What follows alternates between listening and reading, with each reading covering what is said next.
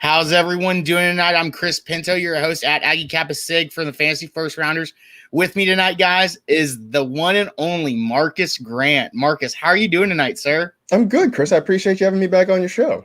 Of course, yeah. We did this about the same time last year, and emailed you again. And can't believe you came back on. Like, this have to be an annual thing because talking to you about these rookies, something that I watch on TV like every day, and now I get to sit down and talk to you is amazing. So thank you so much, sir. No, I appreciate it.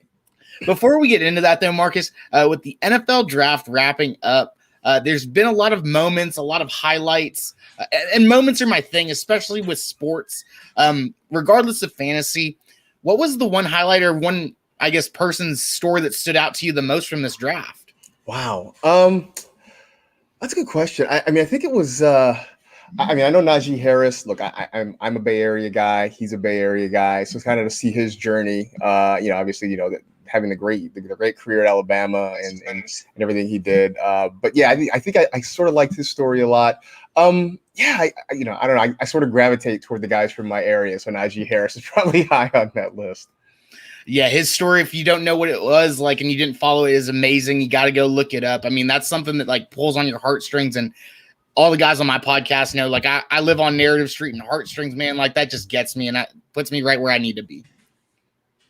Cool. Yeah, no, absolutely. I know for a lot of people that is kind of the big part of the draft, right? It's like watching these guys' stories and seeing on draft day. It is the culmination of a dream, right? For so many of these guys, this is the goal, is to get to the NFL. And from the time they first started playing football as little kids, sort of dreaming of this moment. So for them to get drafted, it really is it's sort of the crowning achievement of their football lives, of their professional lives. So I certainly understand why people get wrapped up in those stories. Yes, sir. And everyone, if you didn't know, Marcas just celebrated a birthday this past weekend. So happy belated birthday on the show. Thank you, sir. Thank you. From this weekend, that was the most memorable moment for you for this birthday weekend? Oh, I have some friends who are vaccinated. We kind of did a distance thing, kind of had a little get together. It was kind of that, right? I mean, we're at a point where now it's nice to try and be able to see friends and family and that sort of thing. So even just to keep it small, just kind of keep it local. Not a big deal. I'm also not a huge birthday celebrator. I tend to just want to, maybe have a beer with some friends, something like that. So it was nice. That was maybe the highlight of the weekend for me. Sounds like a good time. I mean, I'm getting to the age where it's like my daughter is now playing what the birthday weekend is going to be like versus what I want to do. So I understand. I've also been told, I should have mentioned the fiance actually did a great job of organizing it and preparing and putting everything together. And so that has upped the stakes for Mother's Day coming up this weekend. That's right around the corner. That's this weekend. It is. Yikes. Well, Marcas, let's get into this. I sent you a little bit of what we're going to talk about. But so for the first four guys, we're going to talk about the first four quarterbacks that were drafted in this class. Their landing spot, because up until now, the biggest caveat has been landing spot. You could almost play a drinking game of how many times you could hear someone say landing spot on a podcast. So now we know the landing spots and their fantasy values are now being determined and set. Right off the bat, let's talk about Trevor Lawrence and how his fantasy value has changed, if it did, because in my mind, we all knew he was going to be a Jaguar. Yeah, I mean, I don't think anything's changed. I mean, I think we had sort of been mocking him. Not even mocking. I mean, it was pretty much a done deal that he was going to the Jaguars from the time Jacksonville locked up that number one pick. So nothing really changes here. I think, everybody keeps sort of mentioning him in the same breath with Justin Herbert, in the sense that, Herbert had the great rookie season, was a fantasy star pretty much right out the gate. And I think people are sort of expecting something similar for Trevor Lawrence. They have built around him. They've got a couple of good receivers in DJ Chark and Laviska Shenault. James Robinson was great in the backfield last year. And on top of it, they went out and added Lawrence's old college teammate and Travis Etienne. So the pieces are there. I'm curious to see what Urban Meyer and his staff do offensively with this team. But, look, I expect Lawrence. I don't think he's going to be a top 10 quarterback. I think he's going to be sort of on the fringes. I've got him right around 12, something like that, 13. But I do think he's going to have a very good rookie year. Wow. Okay. And so one question to you, Marcas, another question, I suppose, is there'll be a lot of these questions for you. But one is in a dynasty league, that's where I guess it's hot and heavy right now for a lot of people. For a dynasty league, where are you taking Trevor Lawrence in a super flex, rookies and veterans included? Superflex. Well, if we're talking about just a rookie superflex, draft, he's the first pick. I think if it's just a startup dynasty superflex league, I think he's probably going to come off the board probably in the first 3 or 4 rounds, just because we see how quickly quarterbacks go, and so I think because of that. Look, I did a mock, just a regular standard, kind of 12-team kind of redraft league mock, and even then, Trevor Lawrence was the 11th quarterback off the board. So, I mean, I think if something like that sort of holds, you're probably talking about him being gone within the first 4 rounds. But if we're talking just a straight up rookie dynasty draft, super flex, it's very likely that Trevor Lawrence is going to be the first overall pick. Fair enough. Now, moving forward to Zach Wilson, the second quarterback taken off the board by the New York Jets. Zach Wilson has, shown above and beyond what he can do on film. A lot of people have been comparing him to Aaron Rodgers, Patrick Mahomes-esque. How do you feel the fit for Zach Wilson is? And earlier today, I talked about him, and I don't know if it's just like the Adam Gase effect for me, but it's kind of like a Chernobyl. Is why I compared it to Chernobyl, where there's like a half-life around all these Jets still for me. And maybe you can change my mind, Marcas. Well, I think there's a lot of intrigue around the Jets. I will say that, but I don't think you're alone in kind of the ghost of Gase just kind of hanging over this franchise. And I do wonder how long it's going to take us collectively to kind of let that moment go. It may take a while. I mean, look, and I think this also goes beyond Adam Gase, right? The Jets have been just trying to find themselves for literally generations, right? I mean, ever since Joe Namath ran off the field after their Super Bowl win, the Jets have really been trying to figure out their quarterback situation. So it's understandable that people are sort of hesitant about it. But here they take the Zach Wilson with the number 2 overall pick. They go and they're trying to build around him. They're doing for Zach Wilson what they never did for Sam Darnold, and that is giving him pieces to work with. Going out and drafting a guy like Elijah Moore, just drafting Michael Carter in the backfield, trying to actually build an offense. So that makes it interesting. I've heard some of the hyperbole, some of the, like you mentioned, Aaron Rodgers and Patrick Mahomes. I'm not ready to saddle the kid with that just yet. I think he's going to be an interesting guy to watch. I wouldn't mind taking some late round shots on some Jets, but I still admit I'm a little bit hesitant because we've been burned by them so many times before. But at least I came away from the weekend feeling a little bit hopeful, which first time in a while I feel like I could say that about the Jets offense. That's Jets and hopeful in the same sentence. That's probably the first time you've said that anyone said that in a while. So I'm glad that I'm not the only one, or haven't been crazy thinking about that. A guy that I am crazy on though, Marcas, a guy that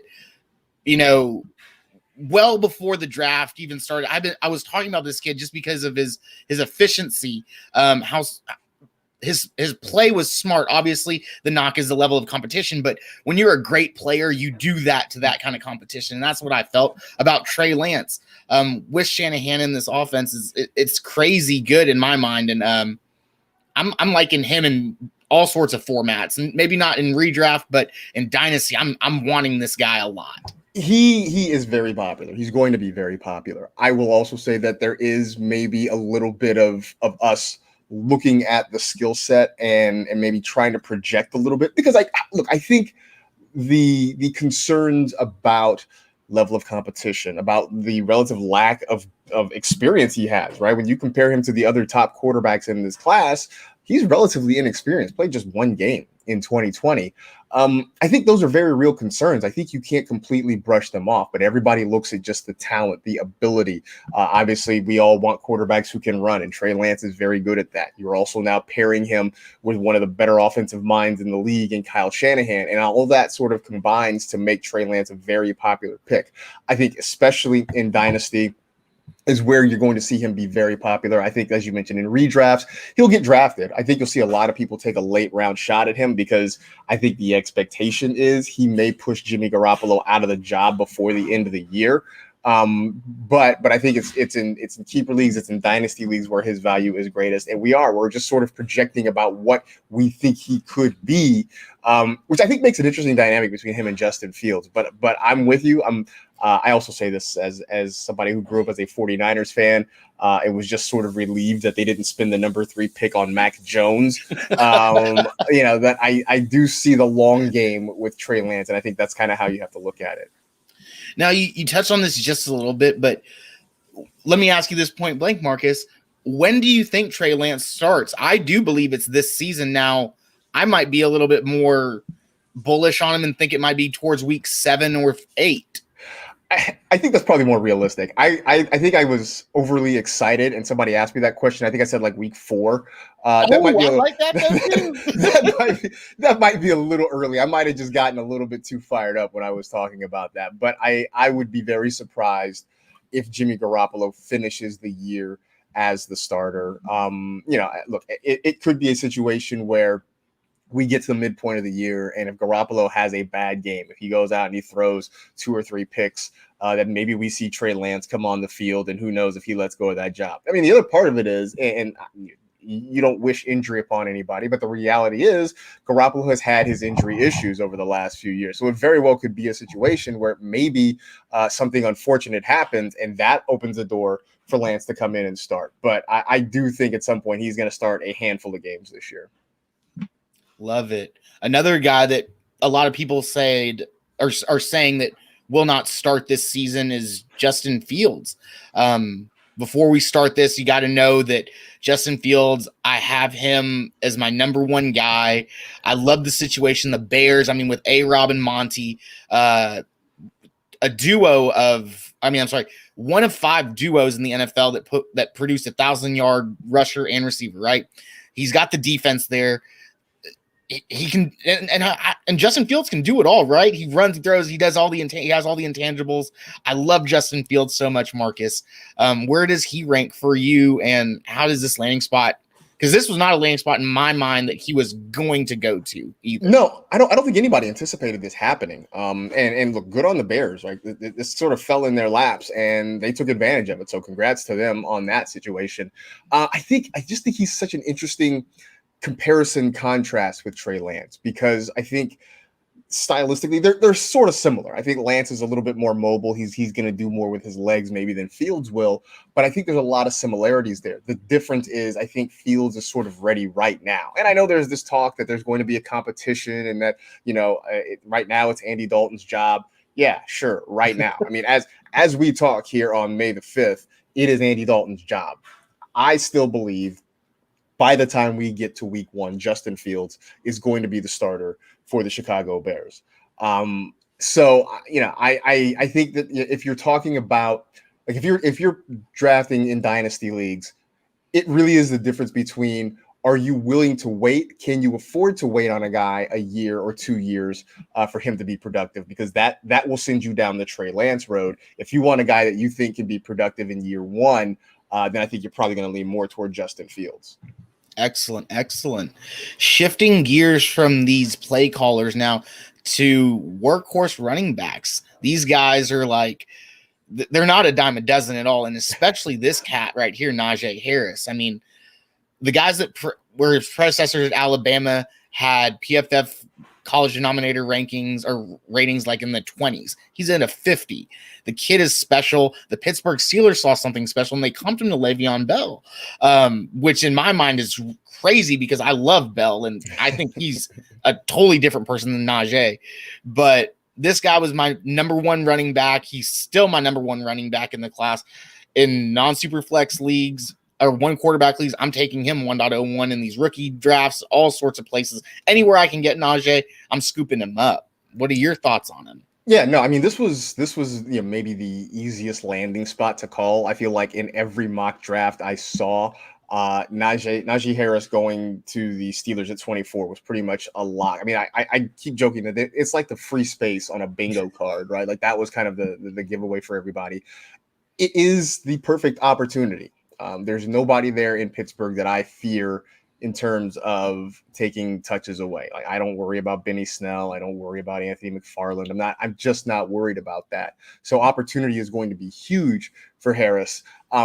What I think we're going to find out, which I think I already know, but we're going to find out how effectively he catches the football. And I know that was sort of a point of contention during draft season about how effective he can be as a pass catcher. And I know that, I read some articles where Harris himself took issue with people saying that he was improved in that area. And his point was, look, I've always been good at it. They just didn't ask me to do it because that's just not what our offense was at Alabama, which, side note, I always like to say to people, just because you've never seen a guy do something doesn't mean he can't do that thing.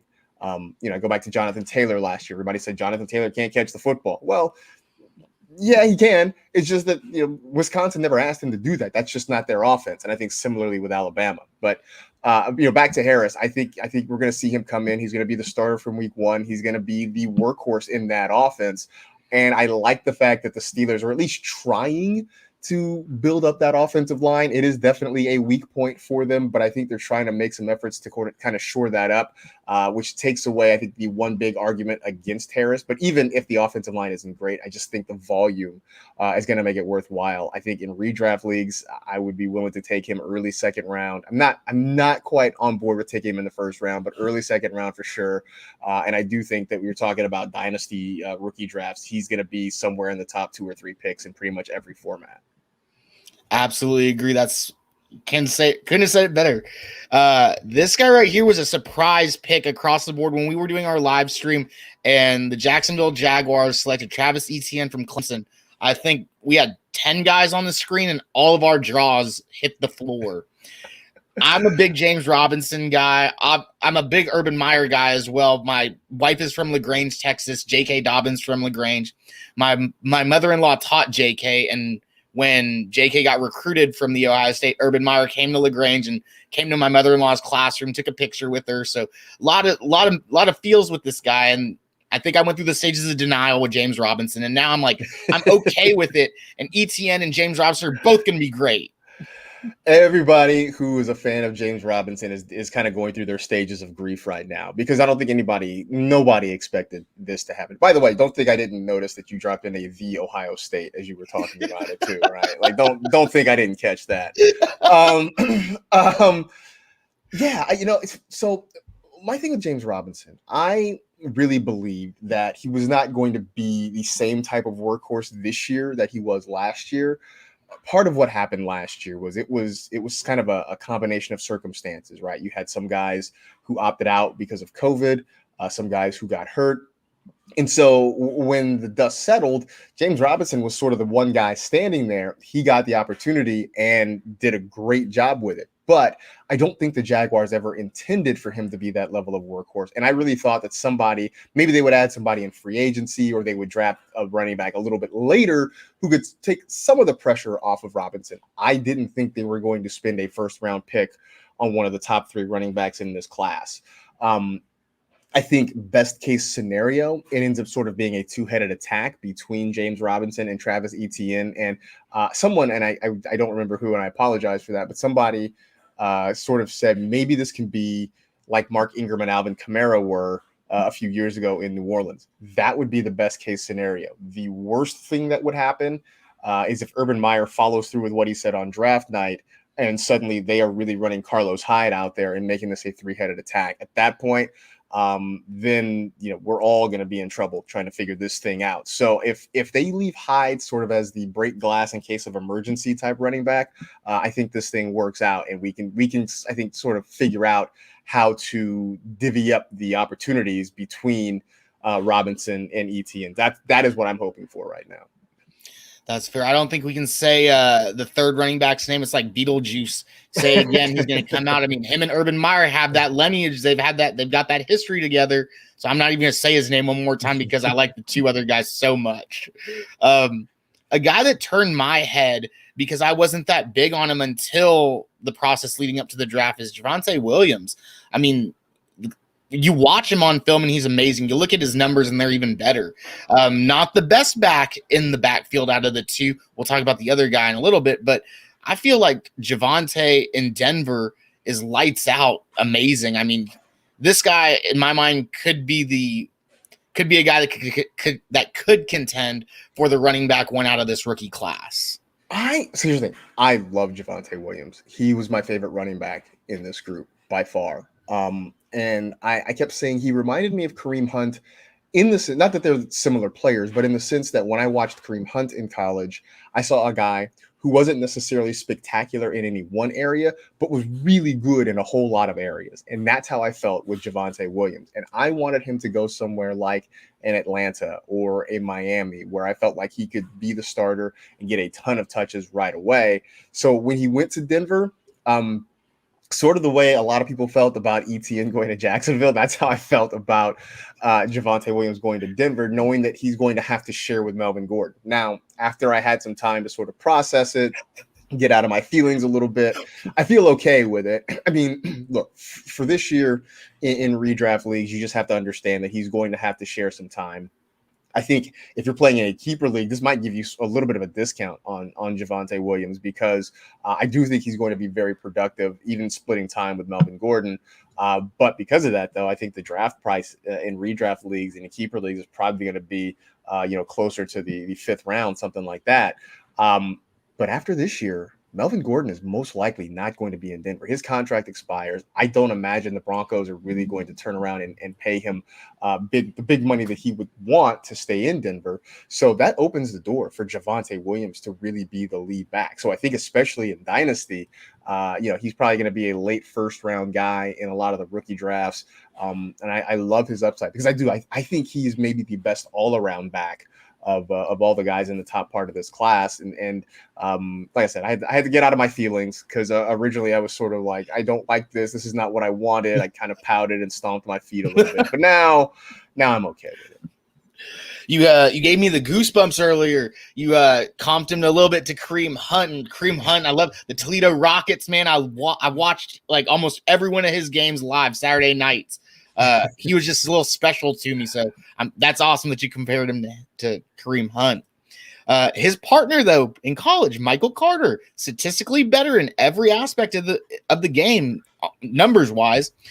He's got a little shimmy to him as well. My co-host absolutely love Michael Carter. All three of them love him so much that today in one of our leagues, I went ahead and I bit the bullet, took my first share of Michael Carter so I can enjoy the ride. But like I mentioned earlier, the New York Jets, I got a little Half-Life Chernobyl on me, a little nuclear power. So what are your thoughts on Michael Carter? I like I said about the Jets, it's intriguing, right? It's enough for me to kind of be interested and take some shots, right? Kind of mid to late round. But I'm not. I just don't know. I just don't know. Like, we like to think that that things could work out, that things could be different, but also at the same point, it could just be the same old Jets, and we just really never know. So, I sort of worry. I know that Carter had great numbers when he was at North Carolina. It was not quite the touchdown monster that Devonta Williams was, and I sort of worry about him maybe between the tackles on a consistent basis, if he can be sort of that thunder guy in the offense, but. I do think he's going to get every opportunity. I don't really see him, taking a back seat to too many people there in New York. And so that alone, I think, has me sort of intrigued. But I think I would still be waiting until a little bit later before I took any shots on Michael Carter. For sure. Yeah, if he can't beat out the guys that are in that running back room, I don't know what's going on in New York. Going on to pass catchers, the more electrifying guys, Jamar Chase, the 1.05 Cincinnati Bengals guy, out of LSU. Man, I mean, I talk about this guy a lot, and obviously the narrative of the LSU bands between Zach Taylor, Joe Burrow, Chase. Now, I mean, it's just narrative street all day, every day, and I've got Chase as my number one wide receiver. My co-hosts all say I'm crazy, but I feel like we all have different number ones as of right now for this wide receiver class. Which I think says a lot about the class. I think Chase is going to be sort of the consensus first rookie receiver off the board, just because of the landing spot there, right? I mean, one, he's with his old college quarterback again. That's definitely going to help. But on top of it, there just are going to be a lot of targets, I think, in this Bengals offense. Defensively, they're still going to give up a lot of yards, a lot of points, which means that Burrow is going to have to throw the ball a lot to kind of keep them in it. And so I think that's going to help Jamar Chase. I know everybody who loved T. Higgins has a bit of the sads right now because, Chase is going to sort of naturally kind of take some food off of his plate. But the thing that I love about Jamar Chase is he is just a straight up athlete, right? And I think people have sort of wondered about his route running and whether or not it's up to par. I think that's a thing that can be worked on. And I think just what he can do athletically is going to be good enough to kind of carry him through. And if he gets with somebody who can help him in his route running, then that's going to really take him to the next level. So I like him. I'm torn. I don't think I've stake the claim as to who I think will be the number one rookie wide receiver, but I do think that Jamar Chase will be the first one off the board in most leagues. Yeah. You mentioned those vacated targets. I mean, no John Ross, no Alex Eckerson, and no AJ Green, 130 vacated targets essentially. So that's T. Higgins owners should be fine with this, I think, because I think Jamar Chase will still have his fill as well. Moving on to one of the Bama boys, Jalen Waddle, who the Dolphins said they preferred him over Smith. And they did. They showed, and they took him over Smith. He didn't play his entire career at Alabama due to injury, but that shouldn't be a big issue in this Changale offense, reuniting with Tua as well. Yeah.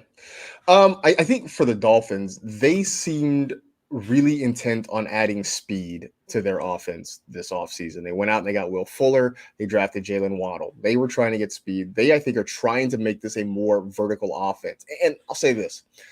When they signed Will Fuller, my first thought was, well, I don't know. Did Tua really throw the ball deep that much last year? Is this really a good fit? I went back and watched some of Tua's games at Alabama during his healthy season when he was sort of at his peak there in Tuscaloosa. And he had no problems throwing the ball downfield. In fact, if you go back and look, the first time we saw Tua was in the national championship game when he took over for Jalen Hurts, and he wins the game on a deep throw to Devonta Smith. So I think if that Tua comes back, then suddenly I feel better about Will Fuller. I feel really good about Jalen Waddle. So the Dolphins sort of they have kind of made their intent known that they want speed. They want to be a more open offense. They want to be a more vertical passing game. I'm very curious how this wide receiver room shakes out, though, because now you got Fuller, you got Waddle, you got Devontae Parker, you've got Preston Williams. Who's really going to be the odd man out here, especially when you figure Mike Gesicki is still going to be on the field in this offense as well. I'm just curious who really is the odd man out. Jakeem Grant, I think, is still hanging around there, if I'm not mistaken. So it's going to be interesting. And I think I always say that, saying a guy is a best ball guy is kind of a cop out, but I do think Jalen Waddle could really be a good best ball guy in this offense because I think he's going to have weeks where he'll have huge weeks and he'll have some weeks where there just aren't a whole lot of targets to be had. I think that roller coaster week to week might be a little bit frustrating for folks in redraft leagues. I completely agree with that. I'm finally glad that someone remembers Tua throwing the deep ball at Bama. I feel like when I say this, people look at me and they're like, Tua never threw the deep ball. And I was like, do y'all not remember Waddle and Smith and Ruggs doing the rock, paper, scissors to who was going to get the home run ball on the sidelines? Like, that was the thing. They panned to that.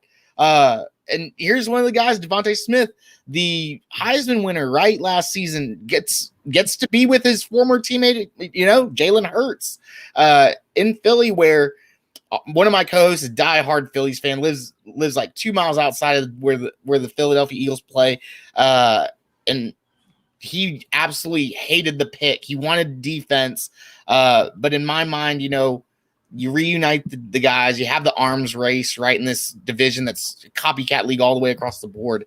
I'm sorry, Marcus, I'm going off on a tangent. Sometimes I do that. Where do you feel Devonta Smith ranks, and how do you like the landing spot here in Philly? Well, I don't think it's terrible. I think there's opportunity there, right? Because the Eagles need wide receiver help. I mean, that's why they have done this, 3 years in a row, spend a relatively high pick on a wide receiver. And I think of the ones they have, Devonta Smith is the best of the bunch. I keep saying he is a technician when it comes to running routes. And so I think all the fears that people have about his size, about him being a smaller guy, about him being a lighter guy weight-wise, I think that sort of goes away when you can run routes and get off the line of scrimmage the way Devonta Smith can. And so I think this helps everybody. If he is this guy, he can work underneath. He can work those intermediate routes and get open.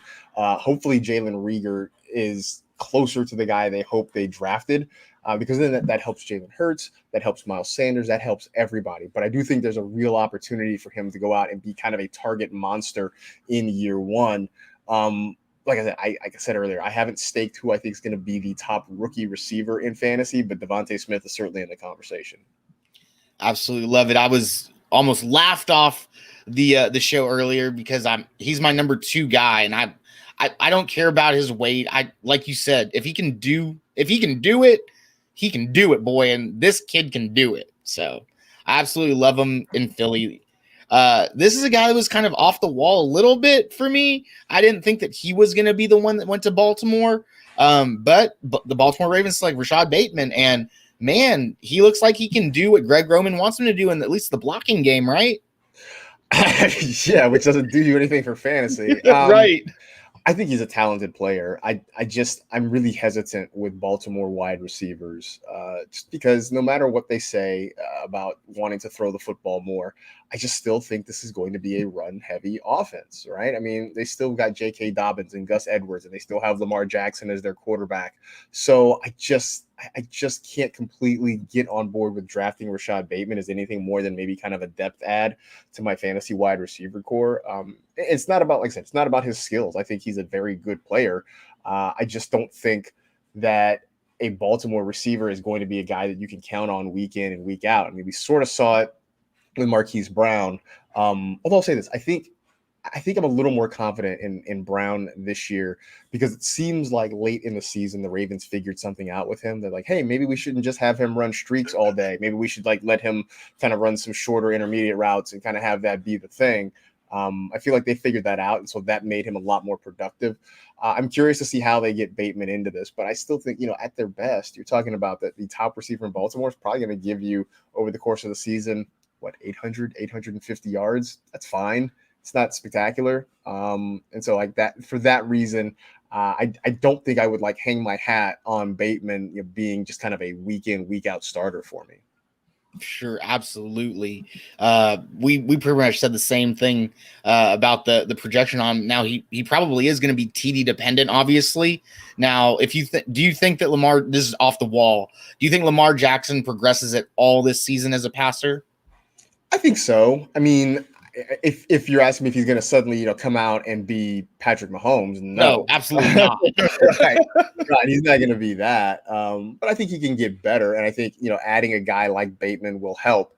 Now he's got a couple other targets that, that's provided Bateman is the guy that we think he can be. I mean, I don't know that Sammy Watkins is going to really, move the needle a whole lot in that offense, but I do think that we can see, Lamar get a little bit better, but I think at some point it's also like he kind of is who he is. And asking him to all of a sudden be a different guy, I think is going to be hard for him. And I think it's going to change sort of what the Ravens offense is.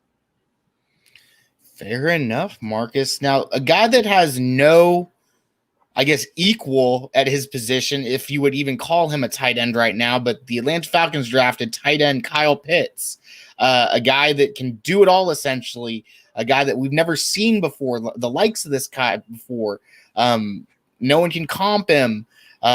He's just amazing, right? So I've seen this guy go in non-tight end premium, non-super flex leagues as the 1.01 because of all the hype. Now, am I buying all this, Marcus? Am I buying the smoke? I think so. Look, the word unicorn keeps getting thrown around, right, when it comes to Kyle Pitts, and understandably so.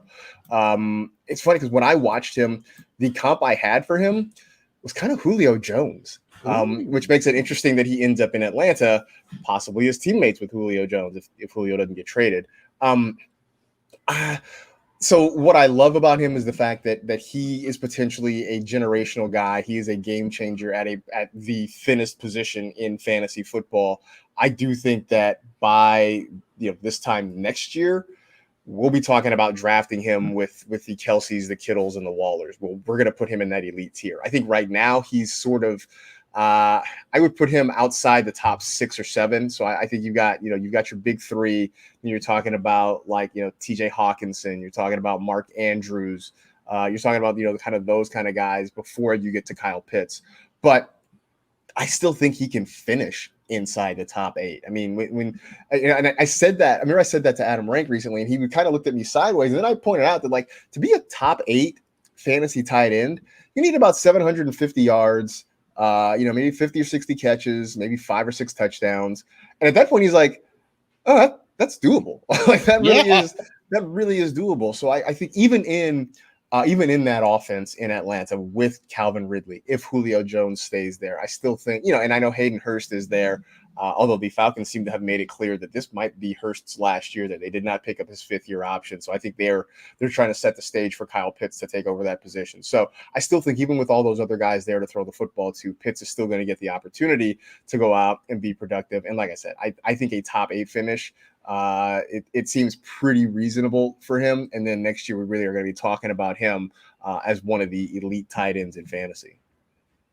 Absolutely love it. I guess I'm buying everything that everyone's saying about Pitts. Marcus, before we leave, I had a couple of, I guess you would call them this or that, so I want to call them cut or keeps, guys that are kind of around the same area where they were drafted or ADP has them. And if I'm looking at these 2 guys on my team and I need to cut one and keep one, who am I cutting? Who am I keeping? This first one's a little bit biased because obviously I'm wearing the maroon Texas A&M tee on me, but Kellen Mond or Kyle Trask, who are you keeping on your dynasty roster? I am probably keeping Mond, just because I think he's a little more mobile than Kyle Trask is right now. Trask is, I think he's accurate, but I think he's also kind of a statue in the pocket, and that just doesn't play right now in the NFL, and especially not in fantasy. Speechless right now. Moving on to running backs. Kenny Gainwell or Trey Sermon? Trey Sermon. I'm keeping Trey Sermon. And I like Kenny Gainwell. I think he could be really productive. I did a mock draft and I drafted Miles Sanders in the 2nd round. I came back and got Gainwell later, sort of as an insurance policy. We weren't playing it out, but just, if we were to do that, that's how I would kind of maybe do it. But I just, as much as it frustrates us trying to figure out the 49ers backfield, it's still hard to not want a piece of the 49ers backfield. And I think, especially if you're talking dynasty, Sermon is the only guy who is going to be under contract beyond 2022. Everybody else's contract will be expired by 2022. So unless they, sign some guys to some extensions, Sermon kind of is the future there. So I think he's a talented guy, and I think you put him back there with Shanahan. I think there's a lot to like. So I like him ahead of Gainwell. Excellent. Now, Rondale Moore or Marshall Jr.? Ooh, that's a tough one. I think I'm going to go.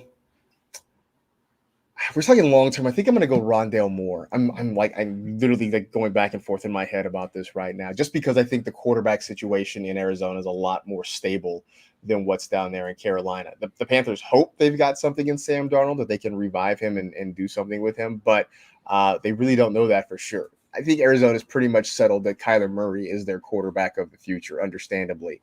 I think for Moore, he has to get some guys out of his way. I'm expecting Larry Fitzgerald's probably going to retire, so that's one less guy. A.J. Green is definitely on the tail end of his career. I think the Cardinals have sort of signaled that they are just about done with Christian Kirk. Sorry, Aggies. But I think come to grips with it. I think the Cardinals have just sort of signaled that they're at the end of the road with Christian Kirk. So I think there is a pathway for Moore to kind of become more, no pun intended, in the Cardinals passing game. But you're just going to have to wait a little bit. I think Marshall in the short term, I think in the now, Marshall's going to be more productive because there are fewer guys that he has to compete with in Carolina. But just I think in the long term, I think Rondale Moore has the higher ceiling just because, like I said, I feel a lot better about their quarterback situation. Sure, fair enough. Last one, tight ends, Big Pat from the Big Ten or the U-Star Brevin Jordan? I think I'm going to go with Pat Freiermuth. I think I give him the edge here. I feel bad because any kind of like bigger tight end who can catch the football has been labeled baby Gronk over the last few years. Like TJ Hawkinson got that, Freiermuth, I heard that attached to him. And I'm like, that's just not fair, right? Like, why are you doing this? You're comparing them to arguably the greatest tight end in NFL history. Like, that's just not fair. But I think Freiermuth is, I think, more developed. I think he's, he was my number 2 tight end behind Kyle Pitts. Mind you, there was a Grand Canyon's worth of distance between Kyle Pitts and Pat Freiermuth. But I think he's going to be a guy who is going to be ready to produce in year 2. I think, year 1, I wouldn't expect a ton from him, especially with Eric Ebron still there. But I do think in year 2, we can see more from Freiermuth. So I think Jordan is athletic and talented. I think he's a little bit more of a project. So I'm going to go Freiermuth. Fair enough. Marcas, man, it's been a pleasure as always. Get you back on here in a little while, but let everyone know where they can follow you at. Obviously, we know where we can see you at, but what are you working on that you might not have told anyone about? Oh, I don't know that I have any top secret information since I'll let you know about right now. You can find me obviously on Twitter at MarcasG, MarCasG. I'm still writing occasionally for NFL.com. We're doing the podcast. You can find that, all the normal spots, Stitcher, iTunes, Spotify, et cetera, et cetera. You can find the podcast there. I would say check out our YouTube page, youtube.com/NFL Fantasy Football. We're doing stuff there as well occasionally. And then just a heads up, May 14th, NFL Fantasy Live is back with our draft specials. That is a week from Friday. I'm not sure what time. Check your local listings, set your DVR, all that good stuff, and it will appear. But that's kind of it for me. I think that's enough, right? That feels like enough. Well, guys, that's Marcas Grant. Thank you so much for tuning in. Marcas, thank you for being here. Everyone who's watching, I'm at Aggie Kappa Sid, Chris Pinto. You can find me every Wednesday, the host of the Fantasy First Rounders on the Rumboyz Network. Everyone, go check out and download the SportsMe app and check out what Robbie's doing over at the Rumboyz Network, guys. It's great business. He's a great guy. So, Marcas, thank you so much, sir. You have a great night, and we'll talk shortly. Appreciate it. Be good.